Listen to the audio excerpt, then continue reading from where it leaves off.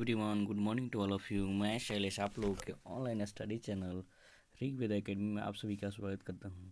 तो आज हम आप लोगों के सामने झारखंड बोर्ड के द्वारा जो मॉडल प्रश्न पत्र जैक बोर्ड के द्वारा जो जारी किए गए थे, जो साइंस का जो है सब्जेक्ट का, आज मैं सेट 3 का जो है सेक्शन नंबर ई जो है क्वेश्चन नंबर 1 से लेकर के 20 तक के जो प्रश्न है उनका सॉल्यूशन लेकर गया हूँ। ठीक है, तो चलिए आप लोग के साथ आज मैं डिस्कस करने वाला हूँ आज विज्ञान यानी कि साइंस करने वाला विज्ञान विषय का। ठीक है, तो चलिए पहला प्रश्न देखते हैं क्या बोल रहा है। पहला प्रश्न जो यहाँ पर बोल रहा है कि यदि R1 और R2 प्रतिरोध पार्श्ववद हो तो उनका समतुल्य प्रतिरोध होता है, तो क्या होता है। तो देखिए, सबसे पहले इसमें ऑप्शन नंबर जो हो जाएगा ए जो हो जाएगा वह सही हो जाएगा, लेकिन कैसे होगा वो भी आप देख सकते हैं। मैं आपको दिखा रहा हूँ। पार्श्व क्रम करने का मतलब हुआ 1/r बराबर 1/r1 प्लस 1/r2। ठीक है, ऐसे यहाँ देखेंगे तो ऑप्शन नंबर सी में दिया हुआ है, लेकिन यह गलत है। कैसे गलत है मैं दिखा दे रहा हूँ। ठीक है, 1/r बराबर, इसका सबसे पहले एलसीएम निकालेंगे तो R1 और R2 हो जाएंगे। ठीक है, जब इसको और यहाँ पर भाग देंगे तो यहाँ पर R2 हो जाएंगे और यहाँ पर R1 हो जाएंगे। ठीक है, अब पुनः जब इसको चेंज करेंगे यहाँ पर तो यहाँ R बराबर क्या हो जाएगा, R1 R2 बटे R1 प्लस R2 या फिर R2 प्लस R1, जो कि ऑप्शन नंबर ए में जो है वह दिखाया गया है। आप लोग देख सकते हैं तथा समझ भी सकते हैं। ठीक है, ऑप्शन नंबर ए में जो है वह दिखाया गया है। ठीक है, जो कि करेक्ट हो जाएगा। चलिए नेक्स्ट क्वेश्चन क्या बोल रहा है। क्वेश्चन नंबर 2 बोल रहा है। क्वेश्चन नंबर 2 बोल रहा है किसी बीम का वास्तविक तथा समान साइज का प्रतिबिंब प्राप्त करने के लिए बीम को उत्तल लेंस के सामने कहाँ पर रखा जाता है। तो सबसे पहले देखिए, आप देख सकते हैं, मान चलिए यह हुआ हमारा उत्तल लेंस और बोल रहा है कि कोई वस्तु है। तो सबसे पहले देखेंगे यहाँ पर फोकस दूरी होता है। ठीक है, यानी कि F1 हो जाएगा और यहाँ पर हो जाएगा 2F1 हो जाएगा। ठीक है, और यहाँ पर हो जाएगा, आप लोग भी देख सकते हैं, F2 हो जाएगा। यहाँ पर यहाँ 2F2 हो जाएगा। तो जो यहाँ पर जो है फोकस दूरी को जब दोगुने दूरी पर रखेंगे ना, तो वह पर यहाँ पर जो है वह बिल्कुल उसका जो प्रतिबिंब जो हो जाएगा वह समान साइज और वास्तविक प्राप्त होंगे। यानी कि हम लोग देखें कि ऑप्शन नंबर जो हो जाएगा किस में हो जाएगा वह देख सकते हैं, समझ भी सकते हैं। ठीक है, कि ऑप्शन नंबर जो सी जो हो जाएगा वह सही हो जाएंगे। कौन सा, ऑप्शन नंबर सी, यहाँ पर देख सकते हैं। ठीक है, दूसरे का ऑप्शन नंबर सी सही हो जाएगा। और तीसरे का निम्न में से किसका उपयोग खाना बनाने वाले खाना बनाने वाले ईंधन के रूप में नहीं किया जाता है। तो खाना बनाने वाले ईंधन के रूप में सीएनजी का प्रयोग नहीं किया जाता। ऑप्शन नंबर ए जो हो जाएगा वह सही हो जाएंगे। चलिए नेक्स्ट क्वेश्चन देखते हैं। क्वेश्चन नंबर 4, निम्न में से किस देश को पवनों का देश कहा जाता है। तो पवनों का देश जो है वह डेनमार्क को कहा जाता है। किसको, डेनमार्क को, यानी कि ऑप्शन नंबर डी जो हो जाएगा वह सही हो जाएंगे। घरेलू विद्युत परिपथों में किस संयोजन का उपयोग नहीं किया जाता है। घरेलू परिपथों में जो है वह जो श्रेणी क्रम संयोजन का प्रयोग नहीं किया जाता है। ठीक है, यानी कि ऑप्शन नंबर 5वां का क्या हो जाएगा, वह ए हो जाएगा। ठीक है, छठा क्वेश्चन बोल रहा है कि संतरा में कौन सा अम्ल पाया जाता है। तो संतरा में जो है वह सिट्रिक अम्ल पाया जाता है। संतरा में कौन सा अम्ल पाया जाता है, सिट्रिक अम्ल पाया जाता है। ठीक है, चलिए नेक्स्ट क्वेश्चन, क्वेश्चन नंबर 7 क्या बोल रहा है। क्वेश्चन नंबर 7 जो बोल रहा है यदि बिलियन की बीच का मान 3 है तो वह क्या होता है। तो यदि बिलियन का मान 3 है, जैसे कि आप लोगों को पता होना चाहिए कि कितना मान होगा कि वह अम्ल होगा, कितना मान होगा कि वह क्षार होगा, कितना मान होगा उदासीन। जैसे कि अगर 7 रहता है, ठीक है, तो वह क्या हो जाएगा, उदासीन हो जाएगा। ठीक है, अगर पीएच का वैल्यू 7 रहेगा तो उदासीन, 7 से कम हुआ तो वह अम्लीय। ठीक है, और 7 से अधिक हुआ तो वह क्या हो जाएगा, क्षार। तो यहाँ पूछ रहा है कि 3 है तो 7 से कम है ना, है, इसलिए क्या हो जाएगा, अम्लीय हो जाएगा। यानी कि ऑप्शन नंबर 1 जो हो जाएगा 7 का सही हो जाएगा। ठीक है, आशा करता हूँ कि आप लोगों को समझ में आ रहे होंगे। ठीक है, क्वेश्चन नंबर 8 जो है विरंजक चूर्ण का सूत्र क्या होता है। तो विरंजक चूर्ण का सूत्र जो होता है कैल्शियम ऑक्सीक्लोराइड, यानी कि CaOCl2, यानी कि ऑप्शन नंबर 1 जो हो जाएगा वह सही हो जाएंगे। ठीक है, 8वां का जो हो जाएगा ऑप्शन नंबर 1 जो हो जाएगा वो क्या हो जाएगा, सही हो जाएगा। क्वेश्चन नंबर 9 बोला है कि ऑक्सीजन के दो परमाणुओं के बीच कितने आबंध होते हैं। तो देखिए आबंध कहने का मतलब दोनों के बीच का बॉन्ड कितना होता है। तो मान लेते हैं कि यह ऑक्सीजन है, ठीक है, और इसके जो है भारी कक्षा में जो इलेक्ट्रॉन की संख्या जो होती है वो कितना होती है, वह 6 होती है, ठीक है। आप लोग देख सकते हैं, समझ भी सकते हैं कितनी होती है यहाँ पर 6, मैंने यहाँ पर यह दर्शा चुके हूँ, ठीक है। तो इनके बीच में जो होती है वह बॉन्ड कुछ इस प्रकार से, कुछ इस प्रकार से होती है, ठीक है। दोनों इलेक्ट्रॉन की शेयरिंग होती है, ठीक है। तो यहाँ पर है कितने बॉन्ड हो गए, तो यहाँ पर है कि 2 बॉन्ड हो गए, ठीक है। और यहाँ पर भी इस प्रकार से कुछ पिक्चर में वो रिप्रेजेंट किया जाता है। तो कितने बॉन्ड हो गए, 2 बॉन्ड हो गए, यानी कि ऑप्शन नंबर कौन सा हो जाएगा, बी जो हो जाएगा वह सही हो जाएंगे, ठीक है। नेक्स्ट क्वेश्चन देखते हैं, बेंजीन का अणुसूत्र क्या होता है। क्वेश्चन नंबर 10 जो बोल रहा है कि बेंजीन का अणुसूत्र क्या होता है, तो क्या होता है C6H6, यानी कि ऑप्शन नंबर सी जो हो जाएगा वह सही हो जाएगा, ठीक है। नेक्स्ट क्वेश्चन, क्वेश्चन नंबर 11 जो बोला है दर्पण का सूत्र होता है, क्या होता है, दर्पण का जो सूत्र होता है, देखिए आप लोग कन्फ्यूजन कभी नहीं करेंगे। यहाँ पर देखिए दर्पण का सूत्र जो होता है 1/F बराबर 1/U प्लस 1/V, ठीक है। यहाँ पर यह होता है, और U जो है वह क्या है, बीम है, ठीक है, वस्तु का बीम है, वस्तु का बीम की दूरी है, ठीक है। यू जो है बीम का दूरी है, और भी जो है वह प्रतिबिंब की दूरी है, ठीक है। और एफ क्या है, वह फोकस है, ठीक है, फोकस दूरी है। तो आप लोग जब देखिए प्लस में रहेगा तो समझिए कि वह दर्पण का सूत्र है, ठीक है। और जब यहाँ पर माइनस हो जाएगा तो वह क्या हो जाएगा, लेंस का फॉर्मूला हो जाएगा, ठीक है। तो आप लोग देख सकते हैं तथा इसको लिख भी सकते हैं यदि आप लोग लिखना चाहें, ठीक है। क्वेश्चन नंबर 12 बोल रहा है कि हीरा एवं ग्रेफाइट कार्बन की क्या है। तो हीरा और ग्रेफाइट जो है कार्बन का क्या है, क्वेश्चन नंबर 12 वह क्या है, अपरूप है, क्या है, अपरूप, अपरूप है, ठीक है। और क्वेश्चन नंबर 13 जो बोल रहा है एल्किन का सामान्य सूत्र क्या होता है। तो एल्किन का जो सामान्य सूत्र जो होता है CnH2n होता है। एल्किन का सामान्य सूत्र जो होता है CnH2n होता है। नेक्स्ट क्वेश्चन, क्वेश्चन नंबर 14 जो बोल रहा है आवेश का एसआई मात्रक क्या होता है। तो आवेश का एसआई मात्रक जो होता है वह कूलम्ब होते हैं, क्या होते हैं, कूलम्ब होते हैं। 14 का ये हो जाएगा, ठीक है। क्वेश्चन नंबर 15 बोला है कि समतल दर्पण द्वारा बने प्रतिबिंब की विशेषता लिखिए, ठीक है। तो देखिए यह क्वेश्चन जो है वह 2 नंबर के हैं, ठीक है। यहाँ तक 1 से लेकर के 14 तक क्वेश्चन थे वो प्रत्येक क्वेश्चन 1 नंबर के थे। क्वेश्चन नंबर 15 जो है वो पूछ रहा है कि समतल दर्पण द्वारा बने प्रतिबिंब की विशेषता लिखिए। तो देखिए समतल दर्पण के द्वारा जो बनता है प्रतिबिंब उसका विशेषता देखिए। क्वेश्चन नंबर 15 का जो है मैं आंसर लिख रहा हूँ, ठीक है।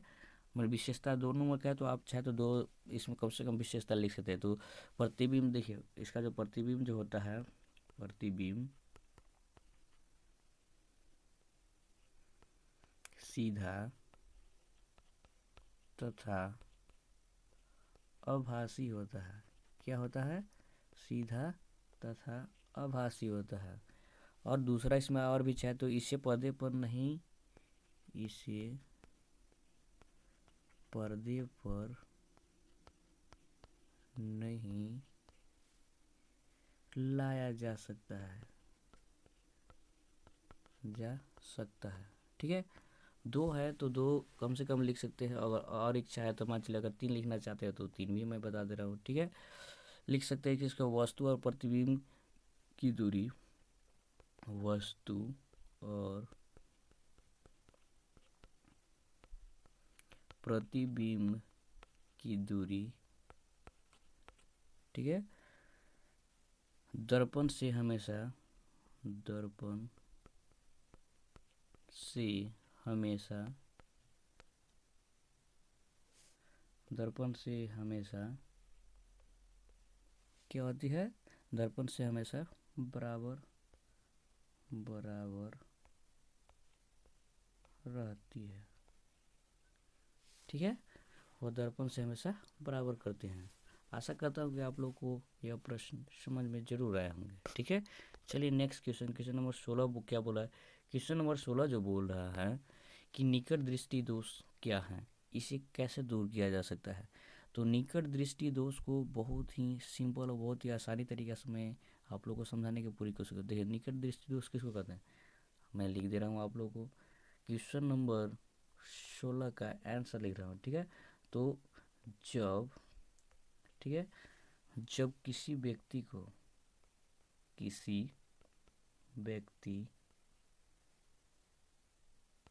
को निकट की वस्तु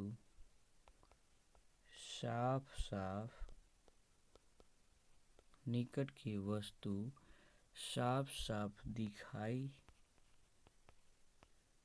देता है तथा दूर की वस्तु ठीक है, साफ दो करने का मतलब दो बार साफ होगा, ठीक है। तो साफ दिखाई नहीं देता है तो उसे निकट दृष्टि दोष कहते हैं, ठीक है।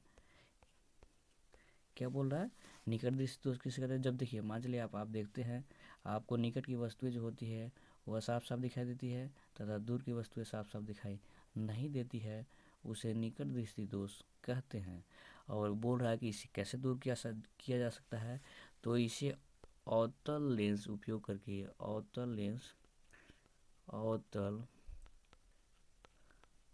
लेंस द्वारा, ठीक है, अवतल लेंस द्वारा आप लोग इसका उच्चारण लिख सकते हैं, अलग भी लिख दे रहे हैं, ठीक है।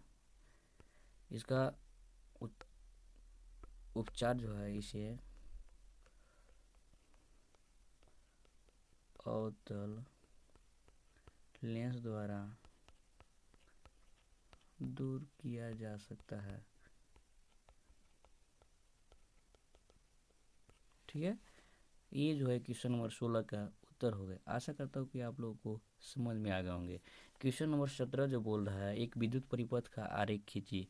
तो आइए हम आप लोगों के सामने एक विद्युत परिपथ का आरेख बना कर दिखा दे रहे हैं, ठीक है।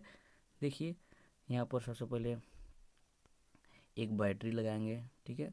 आइए हमने बैटरी लगा दिया।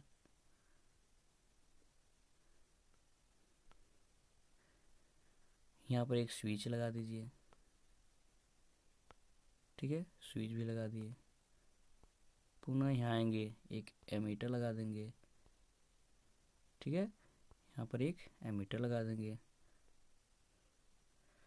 पुनः यहाँ आएंगे, एक यहाँ पर क्या लगा देंगे, बल्ब लगा देंगे, ठीक है। यहाँ पर क्या लगा दे रहे हैं, एक बल्ब लगा दे रहे हैं।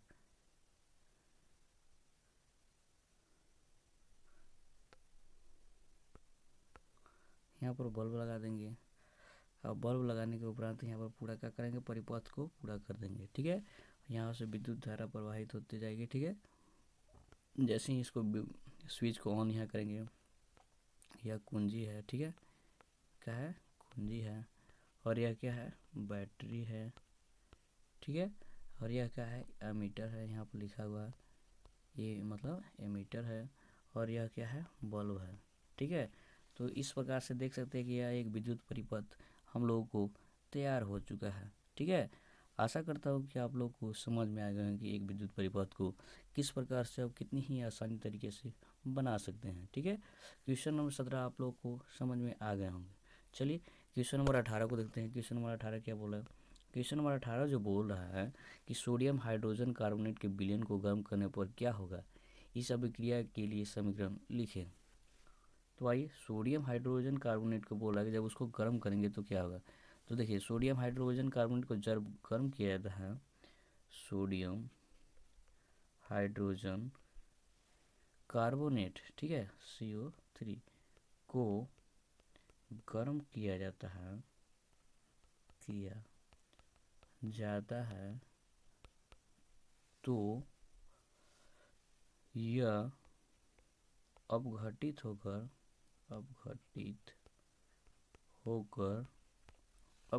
होकर सोडियम कार्बोनेट NaCO3 यानी कि सोडियम कार्बोनेट जल यानी कि H2O तथा CO2 की यानी कि कार्बन डाइऑक्साइड गैस के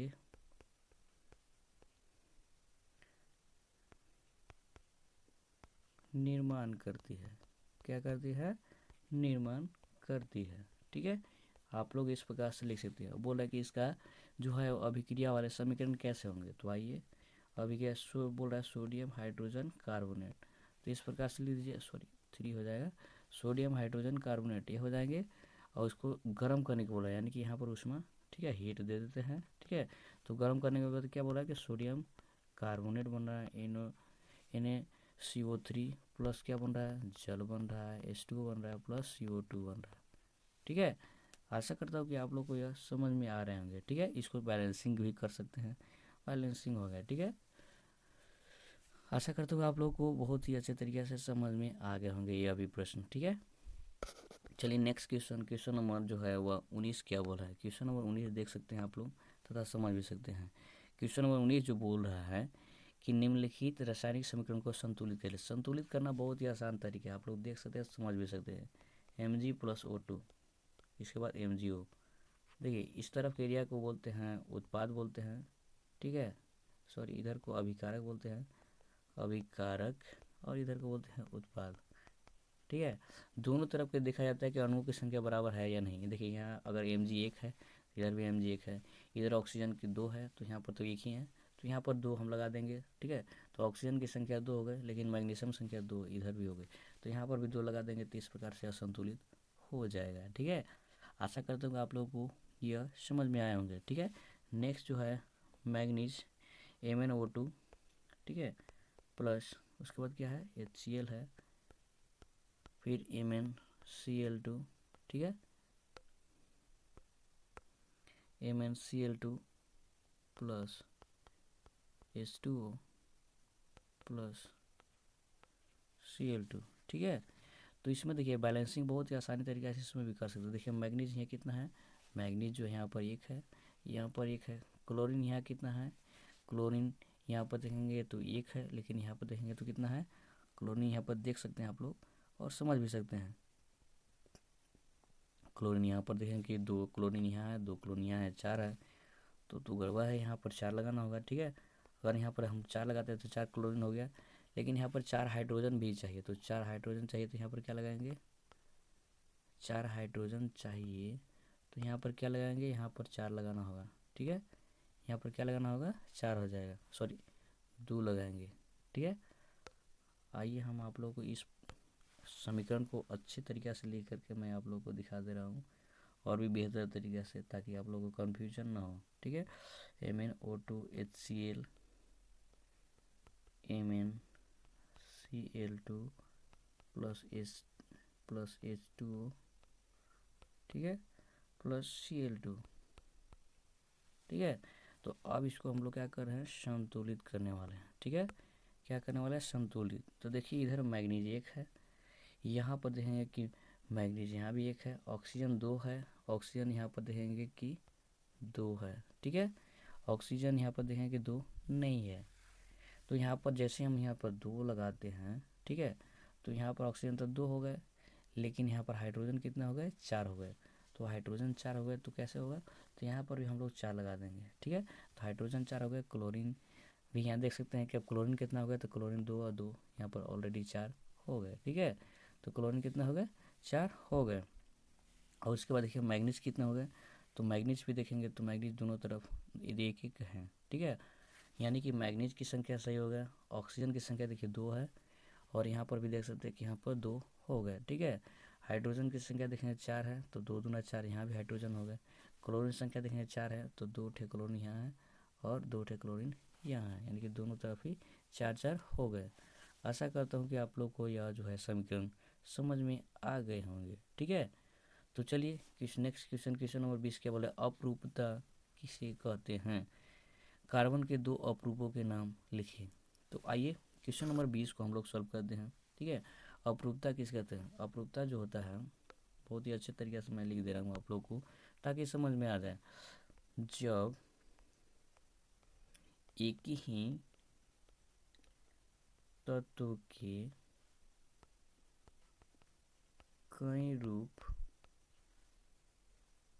कई रूपों में